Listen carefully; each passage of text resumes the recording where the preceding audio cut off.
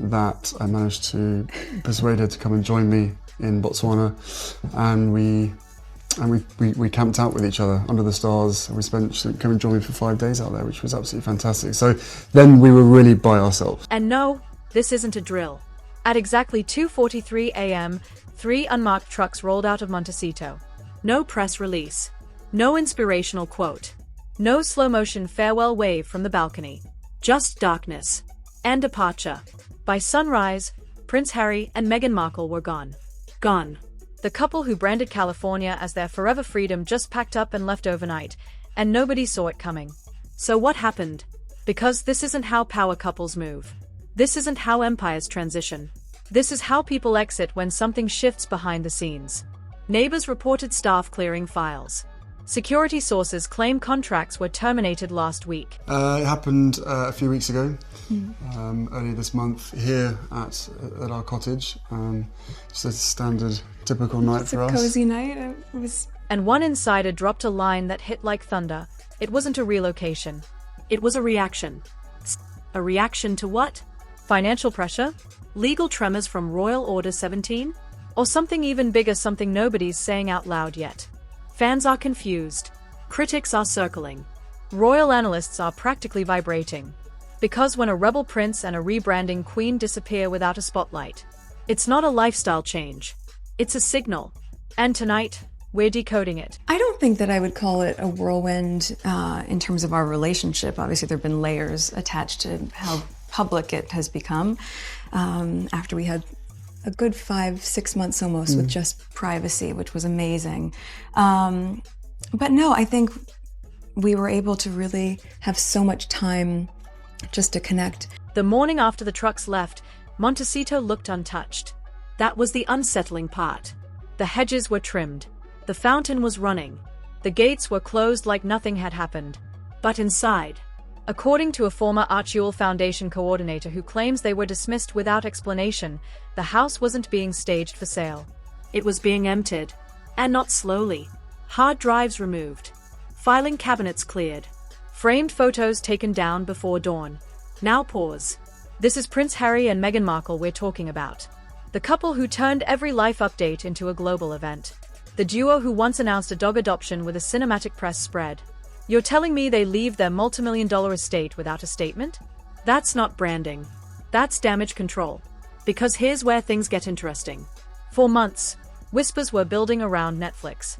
Their landmark independence deal, the one that was supposed to redefine storytelling, had reportedly stalled. Production insiders claim meetings became tense. One executive allegedly described recent footage as unusable. Another said the partnership was creatively exhausted. Creatively exhausted. That's corporate code for something much uglier. And it doesn't stop there. Spotify had already quietly distanced itself after one high-profile audio series failed to maintain momentum. The headlines were polite. The statements were diplomatic. But behind closed doors. According to a consultant who worked on brand projections last year, projected revenue for the Harry and Markle media empire dropped by nearly 40% in 2 quarters. 40. For a couple who built their public persona on independence and influence, that kind of slide isn't just inconvenient. It's destabilizing. Now add Royal Order 17 to the mix. When Prince William stood before Windsor Castle and signed that order, the message was crystal clear. There would be no official return. No ceremonial rehabilitation. No quiet reintegration. And the Royal Gazette's coverage the next morning? Brutal. Legacy requires loyalty. That headline trended for 12 hours. 12. Public sentiment shifted fast. Poll numbers in the kingdom spiked in favor of the crown. Support for Harry? Flatlined.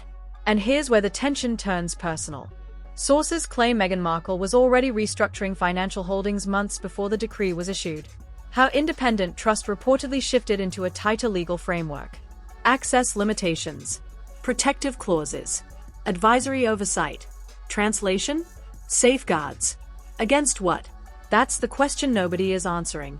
But then came the Archewell Foundation audit rumors. Unconfirmed. Yes. But persistent. 2 anonymous donors allegedly requested internal transparency reports. A third reportedly withdrew funding after concerns about long-term direction. Publicly, Archewell stayed optimistic. Privately, staff reductions began. And let's talk about the spending. Montecito wasn't cheap to maintain. Security rotations alone cost a small fortune annually. Landscaping, private protection, travel logistics, transatlantic legal consultants. This wasn't a modest celebrity estate. It was an operation. And operations require liquidity. One insider described the last 6 weeks as a tightening. Vendor payments delayed. Contractors rotated out. Long-time staff reassigned. You don't do that unless something shifts. And then, quietly, Tyler Perry enters the picture. Yes, that Tyler Perry. The media titan who once provided temporary refuge during the early days of the royal exit. According to 2 separate entertainment sources, outreach was made. Not social. Not casual. Financial. Bridge financing discussions were allegedly explored. Short-term stabilization options. But here's the twist, nothing materialized. One industry executive put it bluntly, nobody wants to underwrite uncertainty. Uncertainty. That word keeps appearing. Uncertainty around media deals. Uncertainty around public favor. Uncertainty around long-term positioning. And in high-level circles, uncertainty is expensive. Meanwhile, Prince William's camp remained eerily calm. Duchess Sophie made a speech at a youth summit that many interpreted as pointed. Legacy is not inherited. It is upheld. No names mentioned. None needed. Because everyone understood. Now imagine this scenario. Inside Montecito. Midnight. Advisors on speakerphone. Financial projections open on a tablet. Headlines refreshing in real time. You've built an identity on self-sufficiency. On narrative control. On strategic independence. And suddenly the leverage shifts.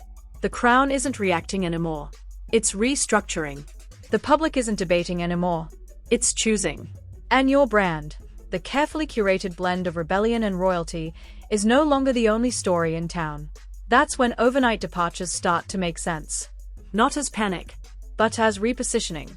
Or maybe prevention. Because here's something most people missed. 3 weeks before the move, a shell property holding company connected to Markle Media Ventures was quietly dissolved. Why dissolve an entity unless you're simplifying structure? Why simplify structure unless you're preparing for something? Sale? Relocation? Asset protection? All plausible. And then came the final tell. The security detail. According to neighborhood staff, the private security contract at Montecito was terminated effective immediately after the trucks departed. Security contracts don't end abruptly without cause. They transition. Unless the residence is no longer primary. So where did they go? That's the mystery tightening around this story. No confirmed sightings in their usual circles. No airport paparazzi shots. No leaked source close to the couple reassurance quotes. Silence. And silence, in their world, is loud. Is this strategic retreat? Is it financial recalibration? Is it the aftershock of Royal Order 17 rippling across continents? Or is it something even simpler? Control. Because when your narrative starts slipping from your hands, when headlines aren't flattering and partnerships aren't renewing, sometimes the only move left is to disappear long enough to rewrite the script. But here's the problem with disappearing in 2026. Nothing stays hidden. Property filings surface. Corporate restructures get logged. Advisors talk. And when a couple whose brand was visibility chooses invisibility, the vacuum fills fast. Speculation multiplies. Critics amplify. Supporters demand answers. And right now, there are none. Only moving trucks at 2:43 a.m. Only a darkened estate in Montecito. Only a rebel prince and a media strategist who built their empire on bold exits, making the quietest one of all. And if this is just the beginning, then what forced the clock to strike now? And just when everyone thought this was about contracts and cash flow, the leak dropped. Not a tabloid rumor. Not a blurry paparazzi shot. A document. 32 pages. Unverified. Circulated privately among media executives before fragments accidentally surfaced on an anonymous forum known for political exposés. The header? Confidential risk assessment, Harry and Markle brand viability. That's not gossip language. That's institutional. According to the leak, internal analysts flagged 3 critical threats: declining commercial trust, narrative fatigue, and reputational volatility tied to Royal Order 17. Narrative fatigue. Translation? The story wasn't selling anymore. And in the entertainment economy, if the story isn't selling, neither are you. But here's where it turns explosive. Buried in the assessment was a projection chart estimating a potential 18-month revenue contraction if institutional distancing from Windsor Castle continued. Institutional distancing. A polite way of saying, the Crown wasn't engaging, not reacting, not responding, just moving forward without them. And the public noticed. Support for Prince William surged after the decree. Approval numbers reportedly hit historic highs across the kingdom. Meanwhile, digital sentiment analysis, yes, that's a real thing, showed a sharp polarization around Harry and Meghan Markle. Polarization doesn't scare brands. Instability does. Because instability affects sponsors. Sponsors affect liquidity. Liquidity affects everything. Now layer this over the Archewell Foundation's recent donor summit. Originally planned as a high-profile gala with international press coverage, it was suddenly downgraded to a private strategic retreat. No red carpet. No live stream. Just a controlled guest list. 2 invitees later confirmed, off-record, that conversations centered around sustainability concerns. One attendee allegedly said, "The mission was solid. The optics were complicated." Complicated how? Because Archewell Foundation's identity has always been intertwined with its founder's visibility. The royal rebel narrative fueled the philanthropic aura. But what happens when that aura dims? One corporate sponsor reportedly paused a multi-year pledge pending clarity on governance direction. Clarity. Another word that keeps surfacing. And then there's the property situation. Montecito wasn't just expensive, it was leveraged. Publicly available real estate data shows layered financing structures typical for high-value estates. Perfectly normal in elite circles. Until income streams wobble. Financial analysts who reviewed comparable holdings noted that high-security estates require consistent liquidity to maintain operational standards. Once reserves tighten, decisions accelerate. And accelerate they did. Because 3 days before the overnight departure, a luxury broker specializing in discreet celebrity sales was allegedly seen entering the estate through the service gate. Coincidence? Maybe. But brokers don't tour homes at dusk without purpose. Meanwhile, entertainment insiders began whispering about renegotiation clauses inside the Netflix contract. Performance triggers. Content delivery metrics. Audience retention thresholds. If certain benchmarks aren't met, penalty structures activate. Penalty structures in 9-figure deals are not symbolic. They are surgical. And that's where speculation starts turning sharp. Was the move preemptive asset shielding? Was it geographic repositioning ahead of legal recalibration? Or was it simply the realization that the California chapter had reached its ceiling? Now add Tyler Perry back into the equation. Though no financing materialized, sources say discussions weren't limited to cash flow. There were reportedly talks about strategic advisory alignment. Advisory alignment is executive speak for, how do we fix this? Because perception management at this level isn't about apology tours. It's about recalibrating identity. And identity is where things get messy. For years, Harry and Meghan Markle stood at the intersection of royalty and rebellion, insider and outsider, privilege and protest. But Royal Order 17 didn't just remove ceremonial pathways. It clarified lines. Prince William's message was unmistakable. Legacy would not bend. And once that line was drawn, the Harry and Markle brand lost its tension point. The friction that fueled headlines became static. Static doesn't trend. Static fades. Which brings us back to the trucks. Why overnight? Why no statement? Because statements invite questions. Silence controls timing. And timing, in crisis management, is everything. One crisis communications strategist, unaffiliated but observing, described the departure as containment through invisibility. Containment of what? Financial bleed? Narrative collapse? Internal restructuring? Possibly all three. But here's the twist nobody's discussing loudly yet. Digital activity. In the 72 hours surrounding the move, 3 Markle-affiliated production entities updated corporate registration data. Addresses modified. Board members adjusted. Filing timestamps clustered within a tight window. That's not random. That's coordinated. Corporate housekeeping often precedes structural pivots. And structural pivots rarely happen when everything is stable. Public reaction, meanwhile, fractured instantly. Supporters framed it as a strategic reset. A bold new chapter. A necessary evolution. Critics? They called it what they've always suspected, a slow unraveling masked as empowerment. Hashtags trended. Opinion columns multiplied. Late-night hosts cracked jokes. But the most telling reaction came from silence at Windsor Castle. No comment. No acknowledgement. No subtle reference in speeches. Nothing. And in royal dynamics, indifference is power. Because when one side stops engaging, the other side loses contrast. Without contrast, there's no narrative spark. And without narrative spark, global relevance dims. Now imagine being inside that estate as the ruralization crystallizes. Contracts under review. Donor hesitations stacking. Public opinion fluctuating. Royal reintegration officially off the table. You built a brand on visibility and voice. And suddenly the smartest move might be retreat. But retreat isn't defeat. Not always. Sometimes it's repositioning. Sometimes it's consolidation. And sometimes it's survival. The only confirmed truth right now is movement. Physical movement. Corporate movement. Strategic movement. Montecito is no longer their anchor, which means wherever they've gone, metaphorically or literally, is Phase 2.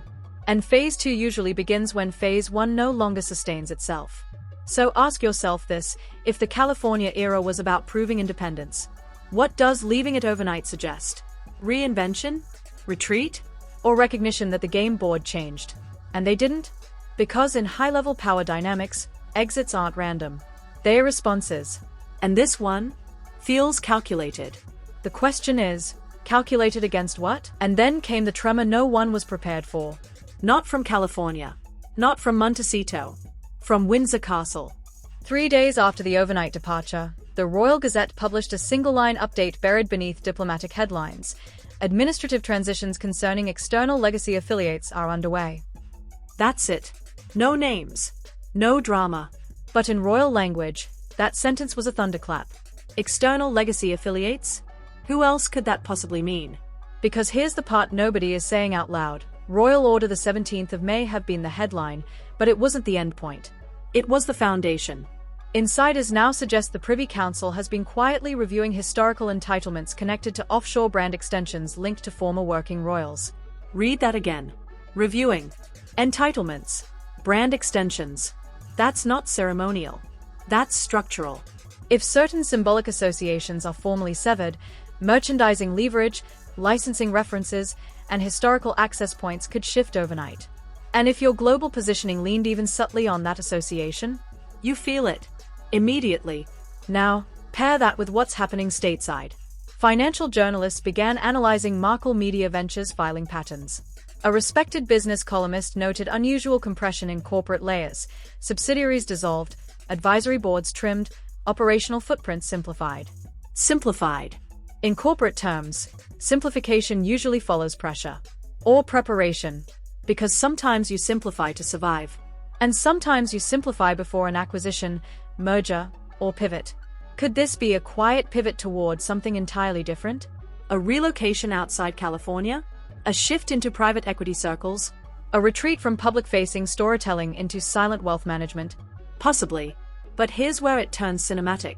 Unconfirmed flight tracking data shows a private jet registered to a logistics partner affiliated with Tyler Perry departing a regional airfield hours after the trucks left Montecito. Destination? Undisclosed. Was it connected? No proof. But timing in high-level operations is rarely coincidence. Meanwhile, public discourse is splitting into 3 camps. Camp 1, the strategists. They argue this is genius repositioning. Leave before contracts expire. Reset before headlines harden. Re-emerge leaner, sharper, and unburdened by California overhead. Camp 2, the skeptics. They see unraveling. Overexposure followed by fatigue. Royal distance morphing into brand erosion. A couple who mistook spotlight for stability. Camp 3, the royalists. They believe Royal Order 17 wasn't just symbolic, it was tectonic. That once Prince William solidified the line, the gravitational pull shifted permanently. And gravity, in monarchy, always wins. But beyond the commentary, something more personal is hovering beneath the surface. Archie. Lilibet. The next generation. Whispers suggest educational planning is also shifting. Consultants specializing in international residency logistics have reportedly been contacted. Cross-border academic options explored. When family logistics change, it signals permanence. This isn't a weekend escape. It's strategic recalibration of lifestyle architecture. And here's the psychological layer experts are dissecting quietly. Identity displacement. For years, Harry's public identity was anchored in contrast. Insider turned outsider. Royal blood navigating modern rebellion. But when the institution formally recalibrates and stops reacting, the rebel loses his mirror. Without institutional friction, what defines you? Meanwhile, Meghan Markle's brand has always thrived on forward motion. Reinvention. Narrative control. Vision statements about new chapters. But reinvention requires terrain. California was terrain. So if they've left it, the terrain must be changing. Because here's the uncomfortable possibility. What if this isn't collapse? What if it's consolidation before a much bigger move? Some insiders speculate about a global philanthropic pivot detached entirely from royal context. Others whisper about private wealth consortiums interested in leveraging controversy capital into niche markets. Controversy capital. Yes, that's a real term. It's when public debate fuels attention, and attention becomes currency. But controversy capital has a shelf life. And if you don't convert it into long-term equity fast enough, it evaporates. The overnight departure might be less about escape and more about timing. Exit while the narrative is still yours. Exit before someone else frames it for you. Because let's not ignore this detail. No official confirmation of sale has surfaced. No for sale signage. No public listing.